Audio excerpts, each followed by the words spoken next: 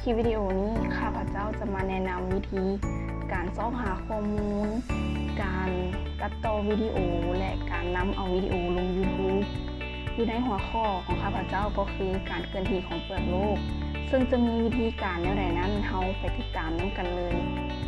อุปกรณ์ที่ข้าพเจ้าใช้มันจะมีอยู่2อย่างก็คือคอมพิวเตอร์และโทรศัพท์ในการเสาะหาข้อมูลของข้าพเจ้ามันจะเข้าผ่านอินเทอร์เน็ตหรือว่าเสาะหาข้อมูลผ่าน Google นั่นเองเนาะก่อนอื่นเราไปเข้าหน้าต่างของ Google กันเลยแล้วพิมพ์หัวข้อของการเคลื่อนที่ของเปลือกโลกก็คือตัวนี้จากนั้นจะเห็นข้อมูลที่หลากหลายขึ้นมางั้นให้เราเลือกเบิ่งว่าข้อมูลใดที่น่าสนใจจากที่เราคลิกเข้าไปเบิ่งแล้วจะเห็นข้อมูลออกมาเนาะจากนั้นให้เราอ่านเบิ่งและต่อไปมันให้ copy link อยู่ด้านเทิงสุดก็คือตัวนี้ให้ท้าสีเอาแล้วคลิกขวาแล้ว copy หรือว่ากด Ctrl C ก็ได้แล้วให้เอามาวางไว้อยู่ใน Messenger ของตนเองเพื่อเวลาที่เราเอาวิดีโอลงเราจะได้เอาลิงก์ตัวนี้ไปเป็นยืนยันว่าการเสาะหาข้อมูลของเราอยู่ไสและต่อมาแม่นให้ค้นหารูปภาพและวิดีโอที่จะไปประกอบในการสร้างสารคดีของเราให้มันน่าสนใจมันจะมีรูปภาพที่หลายแบบให้เราเลือกรูปภาพที่ใกล้เคียงกับข้อมูลของเราที่สุดและต้องเป็นภาษาอังกฤษถ้าจะเป็นภาษาไทยแม่นให้เราเอารูปนั้นไปแก้ไขให้เป็นภาษาลาวภาษาอังกฤษก่อนเราจึงเอาไปนำเสนอได้เนาะสมมติข้าพเจ้าจะดาวน์โหลดรูปนี้นั่นให้คลิกเข้าไปในรูปเลยจากนั้นให้คลิกขวาแล้วบันทึกรูปจากนั้นมันจะมีหน้าต่างแบบนี้ขึ้นมาให้เราเลือกไฟล์ที่เราจะวางเนาะคือข้าพเจ้าจะเก็บไว้อยู่หน้าเดสก์ท็อปเลยแล้วให้กดเซฟแล้วรูปมันก็จะดาวน์โหลดแล้วไปอยู่หน้าเดสก์ท็อปเลยรูปอื่นๆก็ปฏิบัติแบบเดียวกันหลังจากที่ว่าเราได้ข้อมูลแล้วได้รูปภาพและวิดีโอ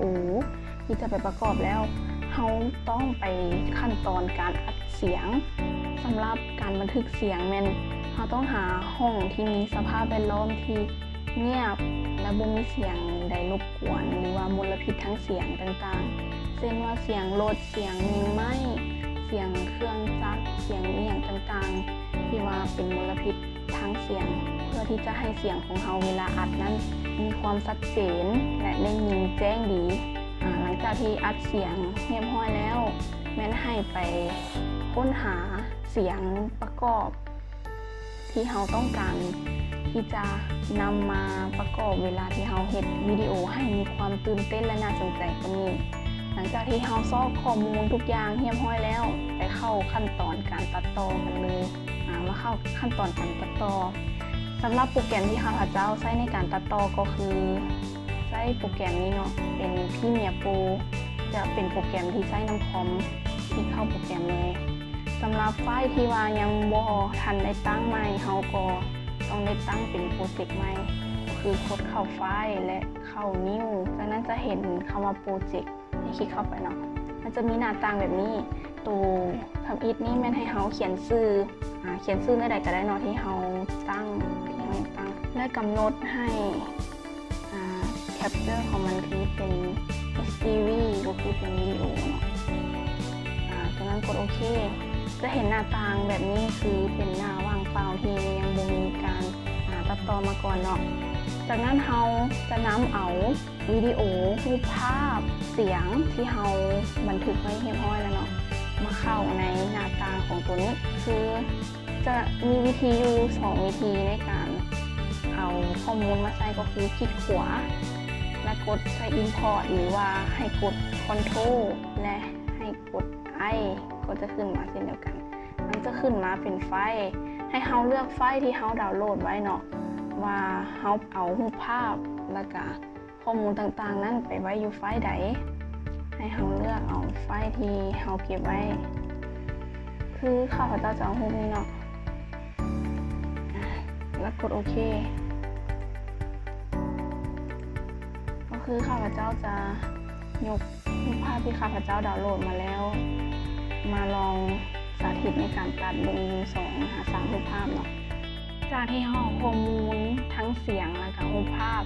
มาไว้หน้าต่างตัวนี้แล้วแม่นเราจะเริ่มทำการตัดต่อเลยคือให้คลิกไปรูปภาพที่เราจะให้มันเล่นทำเองเนาะแล้วดึงมาไว้หน้าต่างตรงนี้แล้วอยากให้รูปภาพนี้เล่นไว้ดนๆหรือว่าขยายเวลาของมันก็คือจะเห็นลูกศรสีแดงตรงนี้เนาะแล้วดึงออกแล้วรูปภาพต่อไปก็ดึงมาใส่ให้ใกล้ให้ติดกับรูปภาพตัวทำอินเลยเนาะและเสียงของมันเขาจะใส่ลงอยู่ทางกล้องเนาะไม่อยู่กล้องของรูปภาพหรือว่าวิดีโอเขาลองเล่นเลยเนาะ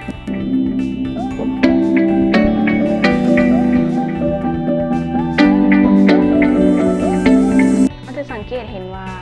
รูปภาพนี่ว่าเต็มจอจะเห็นมีขอบดำๆนี่หมายถึงจอที่เขาเลือกไว้เนาะอยากให้รูปภาพเขาเต็มจอเขาก็คลิกใส่รูปตัวนี้2 บาทแล้วจะเห็นเป็นจุดอันนี้ออกมาจากนั้นให้เอาลูกศรนี้ดึงให้รูปภาพขยายออกมาเนาะให้ขยายตามความเหมาะสมเลยที่เขาต้องการที่จะขยายประมาณนี้อันนี้ก็เช่นเดียวกันหลังจากที่ว่าเอาเข้าเรียบร้อยแล้วเนาะ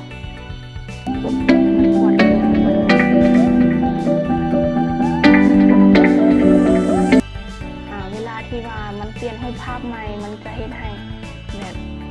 ตัดไปเลยแบบเป็นสิ่งที่เบิ่งแล้วไม่น่าสนใจเขาจะใส่เอฟเฟกต์ให้มันก็คือคลิกเข้าเอฟเฟกต์เนาะแล้วมาเลือกตัววิดีโอ transition คลิกเข้าไปมันจะมีเอฟเฟกต์หลายแบบให้เขาเลือกอยู่ในนี้เนาะสมมุติข้าพเจ้าจะลองเอาตัวนี้เลยแม่นให้เขาดึงมาไว้วางเส้นตัดของตัวนี้เนาะระวาง2 รูปที่ว่าต่อกันแล้ววางอันนั้นมันเล่นไม่เบิ่งเนาะมันมีการเปลี่ยนแปลงแล้ว